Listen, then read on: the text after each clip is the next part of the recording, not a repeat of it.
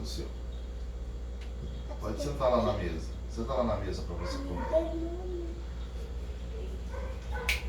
E se o evangelho fosse apenas uma ideologia, você seguiria? Nós estamos no final do livro de João, capítulo 21, né? Propriamente lá no final, quando Jesus encontra Pedro, um relato de Jesus e Pedro que tira a nossa paz aqui. Porque Jesus tem alguns relacionamentos, ele anda com alguns tipos de gente, ele anda junto com algumas pessoas.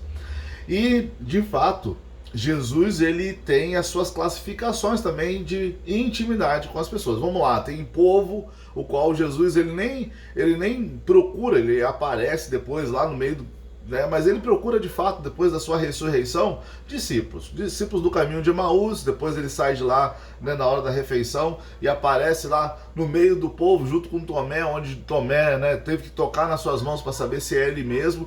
Depois ele vai até os discípulos que estavam pescando, né, e tem um relacionamento, um momento ali com Pedro, aonde a conversa é diferente. Então nós temos o povo, que é qualquer um, está ali somente para absorver de Jesus, né? Nós temos também o povo, nós temos os grupos políticos daquela época, que são os fariseus. Jesus até conversava, mas ele odiava os saduceus, por exemplo, né? Mas ele trocava ideia, não, ele debatia, porque eles queriam ali afinetar Jesus, pegar Jesus de alguma forma. Mas tinha umas pessoas que Jesus escolheu, discípulos. Porque eu não estou falando dos 70, não, eu estou falando de 12. Desses 12, alguns Jesus parava para orar. E não era todos. Mas de todos esses, tinha um que Jesus criou um relacionamento muito próximo. E não era o discípulo amado. Estranho, né? Porque a gente fala de João, a gente gostaria de estar com João, mas Jesus ele procura Pedro. E no final desse capítulo, Jesus tem uma conversa com Pedro, né? E faz 3 perguntas. Jesus, Pedro, tu me amas? Né? E Pedro responde, depois ele decai a sua mente e ele fala, né? Eu te amo, né? Então apacenta minhas ovelhas. E ele fala que não só apacenta minhas ovelhas, mas ele começa a falar: eu digo isso porque você vai ter a mesma morte do que eu. Por que isso? Por que a mesma morte do que eu?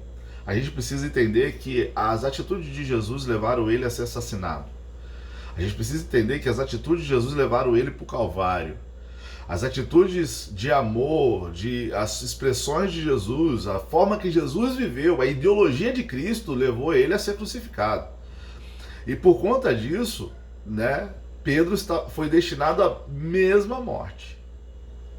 A minha pergunta aqui é: o quanto você e eu estamos dispostos a andar e fazer as mesmas coisas que Jesus? Sabendo que fazer isso, também nos dias de hoje, vai nos fazer morrer. A grande questão não é morrer, porque morrer para o cristão é lucro, assim como Paulo diz. O negócio é você estar disposto a fazer isso. A fazer isso não somente naquele momento, mas fazer isso nesse momento agora. Porque quando a gente decide morrer, significa que eu morro, mas alguém tem que viver no meu lugar. Pedro, daquele momento em diante, já mortificou a sua carne. Já falou assim, eu vou morrer, e que o Senhor vive em mim. E o negócio é o seguinte: quando Jesus vive em nós, o futuro é a cruz, querido. Porque nós não somos desse mundo. Mas sim, quando nós assumimos o ministério de Cristo, a gente tem sim as regalias do reino. E a gente precisa entender quais são as regalias do reino. A gente precisa entender o que é o céu. A gente precisa entender qual é a vontade de Deus. A gente precisa entender qual é a boa e perfeita vontade de Deus sobre as nossas vidas. E que nós somos, de fato, propósito de Deus nessa terra. Não adianta você ficar querendo fazer as suas vontades e falar que é cristão. Porque as nossas vontades estão subordinadas a Deus. Somente a Deus. Então eu poderia dizer uma boa morte para você, mas que Jesus vive em você. Amém?